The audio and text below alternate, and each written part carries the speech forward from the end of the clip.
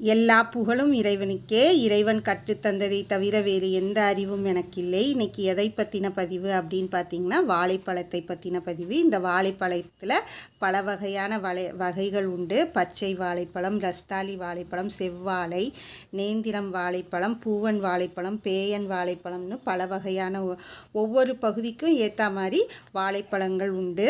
இந்த வாழைப்பழம் பார்த்திங்கன்னா சத்துக்கள் நிறைந்த ஒரு பழம், சதைப்பற்றுடன் கூடிய ஒரு பழம். இதில் பல வகையான நன்மைகளும் உள்ளது. வாழைப்பழம் பார்த்திங்கன்னா உடலுக்கு ஆற்றல் அளிக்கிறது, செரிமானத்திற்கு உதவுகிறது, இரத்த அழுத்தத்தை சீராக்க உதவுகிறது, மேலும் நோய் எதிர்ப்பு சக்தியை அதிகரிக்கிறது, சரும ஆரோக்கியத்தை மேம்படுத்துகிறது, எலும்பு ஆரோக்கியத்தையும் மேம்படுத்துகிறது. இதை அளவோடு சாப்பிட்றது மிகவும் நன்மை பயக்கக்கூடியது. வாழைப்பழத்தை அளவாக சாப்பிட வேண்டும். அளவுக்கு அதிகமாக சாப்பிட்டா சர்க்கரை அளவு அதிகரிக்கலாம், உடல் எடையையும் கூட்டும்.